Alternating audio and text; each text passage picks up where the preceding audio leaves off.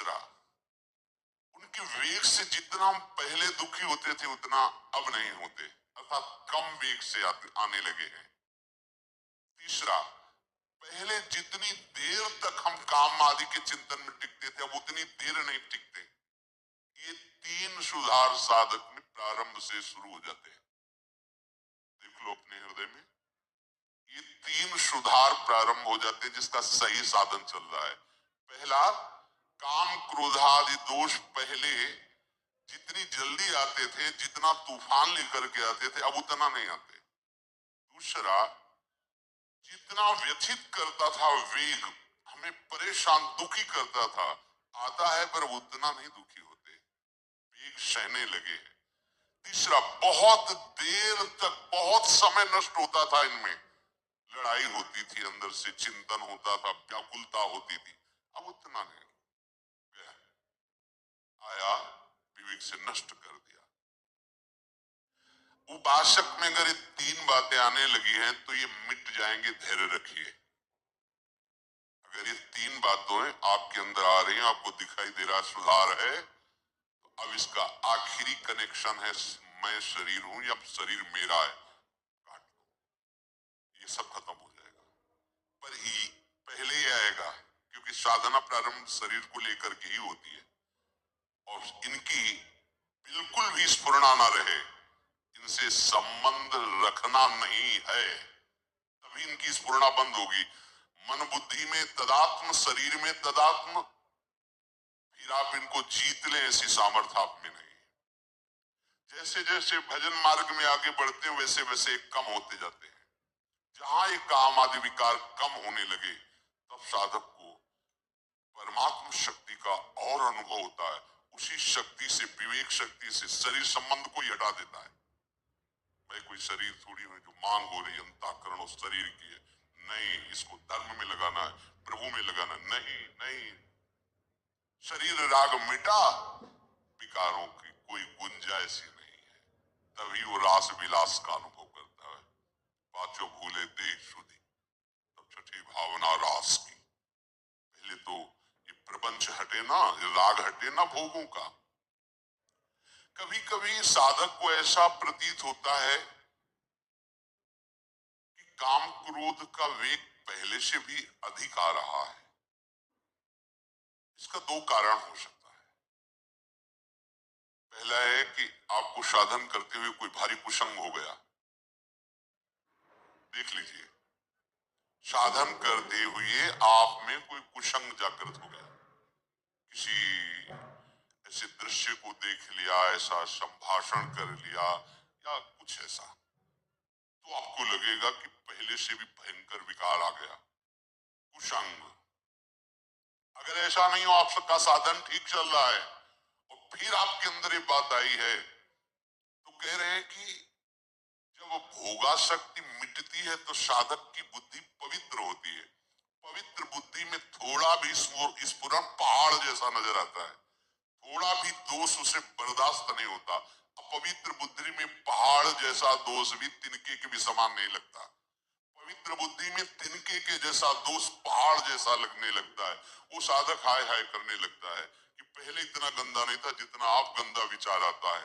ये उसकी बुद्धि की पवित्रता है। दो बात ध्यान रखना, पहले तो तुरंत हमें देखना है अपनी दिनचर्या में कि कोई दृश्य का कुसंग, शब्दों का कुसंग, व्यक्ति का कुसंग, भोजन का कुसंग तो नहीं हो गया, तो हमारे अंदर इतनी विकार की वृत्ति आ गई। अगर आप निर्णय कर लिए कि नहीं ऐसा नहीं है, तो फिर आप निश्चिंत हो जाओ, ये आपकी बुद्धि की पवित्रता है जो आपके थोड़े से भी दोष को पहाड़ जैसा दर्शन करा रही है।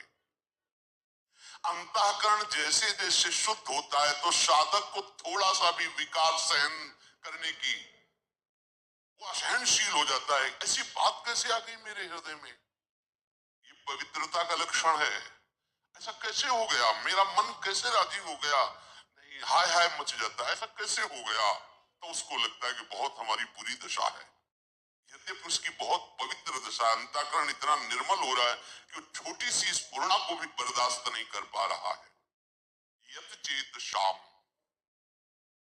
जब तक साधक शरीर और इंद्रियों से सुख भोगने के लिए लालायित रहता है, साधक की बात कह रहे हैं, संसारी तो रहता ही है, तब तक उसका असत संबंध सर्वथा नष्ट नहीं होता, इसलिए उसका मन उसके वश में नहीं रहता। और जब साधक भगवत रस प्राप्त करने का लोलुप हो जाता है तो उसे शरीर और भोगों से संबंध मिटाना ही होता है या स्वाभाविक मिटने लगता है, तो उसका मन निर्मल हो जाता है। मन में फिर काम क्रोध की स्फुरना ही नहीं होती, मन स्वतः वश में हो जाता है। इसलिए भगवान कहते यत् चेत शाम अभी तो ब्रह्म निर्वाणम वर्तते विदितात्मनाम। उस साधक को भगवान विदितात्म नाम कहते हैं, जो जानना चाहिए वो जान जाता है, जिसके जानने के बाद कुछ भी जानना बाकी नहीं रहता। जो प्रभु को जान जाता है वो सब कुछ जान जाता है, क्योंकि प्रभु ही सब कुछ बने हुए हैं। प्रभु को जान गया तो सब कुछ जान गया, उसे और कुछ जाना कि ये जानना है वो जानना अब बाकी नहीं रहेगा। प्रभु को प्राप्त कर लिया तो कुछ प्राप्त करना बाकी नहीं रहता। शरीर के रहते हुए वो ब्रह्म स्वरूप भगवत स्वरूप हो जाता है। यदि ऐसा नहीं हुआ तो शरीर छूटते छूटते उसे बोध हो जाएगा भगवान की तरफ से, क्योंकि जीवन भर वो बहुत लगन से साधना की है, पर वस्तु की बोध वृत्ति नहीं आई, तो भगवान कृपा करके अंतिम समय तक दे देते हैं।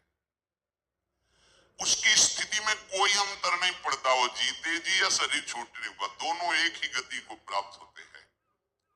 पहला है जीते जी भगवत साक्षात्कार हो जाए। स्पर्शान कृत्वा बहिर्बाह्यांस चक्षुश्चैवान्तरे भ्रुवोः प्राणापानौ समौ कृत्वा नासाभ्यन्तरचारिणौ यतेन्द्रिय मनो बुद्धिर् मुनिर्मोक्षपरायणः विगतेच्छा भय क्रोधो यह सदा मुक्त एव सः। बाहर के किसी भी पदार्थ का जो अंदर चिंतन नहीं करता, ध्यान दीजिए, बहुत बढ़िया बात है। हम अधिकतर बाहर के ही चिंतन में अपना समय नष्ट कर देते हैं। मन तो चल रहा है पर चिंतन सब बाहरी हो रहा है, प्रकृति का, किसी वस्तु का, किसी व्यक्ति का, किसी स्थान का। आप देख लीजिए, हमें उपाय करना है बाहर के चिंतन को छोड़ करके अपने आराध्य देव के चिंतन में, बाहर के पदार्थों का, व्यक्तियों का, व्यवहार का चिंतन छोड़ करके। अब इस पे ध्यान दीजिए कि आप जब भगवत चिंतन कर रहे हैं उस समय आपका चिंतन क्या होता है। देखिए, कोई बाहरी व्यक्ति होगा, कोई वस्तु होगा, कोई स्थान होगा, कोई ठीक चिंतन नहीं है। बाहर का चिंतन बाहर छोड़कर अपने आराध्य देव की चिंतन, ये तभी हो सकता है जब हमारा कोई संबंध नहीं, कहीं भी हमारा किसी भी व्यक्ति से, अच्छा आप ऐसा, अच्छा अमुक वस्तु वो हमारे चिंतन में आ गई। अब हमें भगवत प्राप्ति करनी है तो बाहर के व्यक्ति, वस्तु, स्थान का चिंतन बाहर ही छोड़कर अपने आराध्य देव का चिंतन करना है। उपासक को अब अपना सेवा धर्म है, इसलिए इसकी विशेष आवश्यकता नहीं। उठते बैठते चलते फिरते नासिकाग्र दृष्टि रखनी चाहिए। ये शास्त्रों का स्पष्ट आदेश है, बहुत सी जगह ये आदेश दिया गया है, संतों ने भी ऐसा आदेश किया है। साधक को ऐसे देखने का नहीं है, संभाषण भी ऐसे, चलना भी ऐसे, किसी के नेत्रों में नेत्र मिलाने का आदेश कहीं शास्त्र साधक को नहीं देता है। नासिकाग्र दृष्टि रखे, इतनी दो बस। आंख खुली हुई है, जब यहां आप एकाग्रता करोगे तो यहां शुरू हो जाएगा मंत्र। आपको महसूस होगा कि आज्ञा चक्र आपका खुल रहा है। नेत्रों की दृष्टि नासिकाग्र, तो भौहों के बीच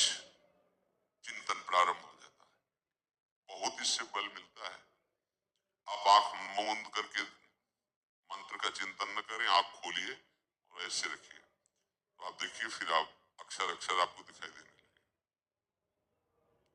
पर ब्रह्मचारी है तो ही टीक सकता है, नहीं तो जो ऐसे करोगे तो फटने लगेगा सर। इसके लिए हमें पावर चाहिए, वो ब्रह्मचर्य ही आपको पावर। अरे ये सब भगवत मार्ग की जितनी वृत्तियां हैं, इनसे एक एक वृत्ति संभालनी होती भगवत प्राप्ति के लिए। अब गाड़ी को तभी आप मार्ग में दौड़ा सकते हैं जब बढ़िया उसको पेट्रोल और डीजल आदि जो भी उसको चाहिए है। अब विषय भोगों में रहो तो कहा जाए नासिकाग्र रखो, तो सो जाओगे या तो सर दर्द करने लगेगा, नासिकाग्र दृष्टि नहीं रख सकते। मेरुदंड सीधी रखिए, कैसे रख सकोगे मेरुदंड, पावर ही नहीं रह गया शरीर में। सावधान रहिए, भगवत प्राप्ति के लिए शरीर है। नासिका में विचरने वाले प्राण और अपान वायु को सम कर ले, ये योग के द्वारा भी होता है और भजन के द्वारा भी होता है। जब कभी भाव आएगा, आवे तो अभी तो बेभाव हम चल रहे हैं, जो विषय आया हमें खरीद ले गया, बेभाव है, हमारा कोई मूल्य नहीं है। छोटी छोटी बातें हमें खरीद लेती, छोटे छोटे विषय हमें गिरा देते हैं, भाव ही नहीं है। जब भाव आएगा तब आप देखना, केवल आराध्य देव रहेंगे और दूसरा उसको देख ले, उसकी श्वास, उसकी शरीर की स्थिति। जब गाढ़ भाव आएगा तो सीधा है, प्राण अपान अपने आप सम होने लगेंगे। भजन में बहुत बड़ा बल, उसे फुस फुस करने की जरूरत नहीं, प्राणों का सम करने के लिए। सम स्वरूप प्रभु है, जो भी उनका चिंतन होगा तो आपका सब कुछ ठीक हो जाएगा। एक भजन से ही कुंडलनी जागृत हो जाती है, भजन से ही प्राण अपान व्यान समान उदान पांचों प्राण पवित्र हो जाते हैं। भजन से ही सब जितनी सिद्धियां प्राप्त, जो चाहे वो सब भजन से प्राप्त हो सकता है। खूब नाम जप करे, खूब प्रभु के लीला गायन करे, इससे अपने आप सब सम आ जाएगा। विचार सम हो जाएंगे, बुद्धि सम हो जाएगी, प्राण सम हो जाएंगे, विषम संसार को जीत कर समता में स्थित हो जाओगे। भजन नहीं है ना, तो ये घंटा आध घंटा प्रयास करो, इसके बाद भोगों का चिंतन होगा और भोगों कुछ लाभ नहीं मिलने वाला। इसलिए कह रहे जोग कुजोग ज्ञान अज्ञानु जहां नहीं राम प्रेम प्रधानु। स्पर्शान कृत्वा बहिर्बाह्यान, अपने आराध्य देव के सिवा और कुछ चिंतन न हो, ऐसा उपाय करो। बाहर के चिंतन को बाहर ही छोड़कर अपने लिए तो बहुत बढ़िया उपासना पद्धति मिल गई। कोई भी पदार्थ जो हमें बहुत प्रिय लग रहा है, देखा तत्काल श्री जी को, श्री जी के लिए तुरंत उसे प्रभु से जोड़ दो, बच गए। अगर आपके चिंतन में भी कोई वस्तु आ रही है और आपकी सेवा सामग्री नहीं, आपका कोई संबंध नहीं, तुरंत उसमें भगवत भाव लाओ। इस वस्तु के पहले प्रभु थे, इस वस्तु के बाद भी प्रभु रहेंगे, तो बीच में प्रभु ही है। जय हो प्रभु, आपका भजन बन गया। अपने को ज्यादा ये झगड़ा नहीं करना है कि नहीं इस वस्तु का चिंतन ही नहीं होना चाहिए। अगर हो रहा है तो तत्काल उसको सहज भाव में लाओ। कोई भी वस्तु, कोई भी व्यक्ति इस स्वरूप में आने के पहले भगवत स्वरूप ही था, इस स्वरूप के मिटने के बाद भी भगवत स्वरूप रहेगा, तो बीच में वो भगवत स्वरूप ही है, हम देख नहीं पा रहे हैं। ऐसा जहां चिंतन किया तो उसका चिंतन भी भजन बन जाएगा, वो आपको भगवत विमुख नहीं करेगा। प्रभु के सिवा सब पदार्थों को बाह्य ही छोड़ दे, अर्थात अपने आराध्य देव के सिवा और कोई चिंतन ना हो। कैसी गाढ़ स्थिति गोपी जनों की है। विक्रीतु कामाखिल गोप कन्या मुरारी पादार्पित चित्त वृत्ति, दध्यादिकम मोह वशाद उच्चद गोविंद दामोदर माधवेति। जा रही दही बेचने, चित्त में समाये हुए हैं ललित त्रिभंगी श्याम सुंदर, तो कह रही कोई गोविंद ले ले, कोई दामोदर ले ले, कोई माधव ले ले। तो सब जो सुनने वाले हंस रहे, तो उनको लगता है हंस क्यों रहे, उनकी यही है कि हम बेच रहे दही, लेकिन ध्यान में श्याम सुंदर उरसी बनमाल। तो वो यही कह रहे, कोई दही ले ले की जगह बोलती कोई गोविंद ले ले, कोई दामोदर ले ले, कोई माधव ले। ऐसा क्यों बोल रही, बोले मुरारी पादार्पित चित्त वृत्ति, एक एक वृत्ति भगवदाकार है। इसलिए उपासक को बाह्य पदार्थों के चिंतन से हटना चाहिए। माला चल वो कल शाम को जो बना था ना, उसमें चिंतन हो, कल क्या बनेगा, अमुक अमुक चीज, अगर उसमें हरी चटनी धनिया वाली ज्यादा अच्छी है, वैसा माला चल रहा है सच्चिदानंद प्रभु का, और चिंतन हो रहा है चटनी समोसा और पदार्थ और वायु, वो व्यक्ति बहुत दुष्ट है। अगर वो यहाँ ना रहे तो सब बढ़िया मामला बन जाए। ऐसा है। आप देखना ये मनीराम की एक अलग ही भजन शैली चलती है, देख लो, इसका एक अलग व्यवहार चलता रहता है। जब आप सावधान हो जाएंगे सो आ जाएगा। तो हर समय सावधान रहो, सेवा सुमिरन सावधान। बाह्य पदार्थों का संबंध सेवा से सहज में त्यागा जा सकता है। अभी जो बताया, सेवा भाव में उसे ले आओ, भगवत भाव में ले आओ। जो भी व्यक्ति वस्तु स्थान भगवत भाव, जो भी वस्तु प्रिय सेवा भाव, स्वामी जी के चरणों में अर्पित कर दो। अगर आपको प्रगट में नहीं मिल रही तो जो चिंतन में किया उसी को अर्पित करो। गरम गरम जलेबी, हाँ ठीक है, पाओ से उसी। अपना तो भजन इतना सरस है, अपने को कोई फंसा ही नहीं सकता। अगर आप ये सीख जाएं तो सखियों से चतुर और कोई नहीं है। चतुर शिरोमणि प्रियालाल को भी सुख पहुंचाती हैं। अपने को कोई नहीं फंसा सकता, न कोई विषय, न कोई पदार्थ, न कोई व्यक्ति। बस आप चतुर बनिए। जो व्यक्ति वस्तु विषय स्थान आए, सेवा लायक नहीं है तो भगवत स्वरूप, और सेवा लायक है तो उसी समय सेवा में समर्पित कर दो। बाद में जो होगा वो अलग चीज है। उसी समय मानसिक सेवा प्रारंभ हो जाएगी। उसी समय सेवा, खाली मत रहो। बाह्य वस्तु आई तुरंत सेवा में अर्पित करो। बाह्य व्यक्ति आया समझ में नहीं आया, भगवत भाव कर लो, वो आपका भजन बन जाएगा। नहीं, माला चलता रहता है और विषय चिंतन होता रहता है। तभी सिद्ध महापुरुष कहते, माला फेरत जुग गया, फिरा न मन का फेर, कर का मन का डारी दे, मन का फेर। वास्तव में बाह्य पदार्थ बाधक नहीं है, बाधक है वाह्य पदार्थों से अपना संबंध करके चिंतन करना। समझो कितनी सुंदर बात है। बाह्य पदार्थ हमारे भजन में बाधक नहीं है, बाह्य पदार्थों का भोक्ता बनना बाधक है।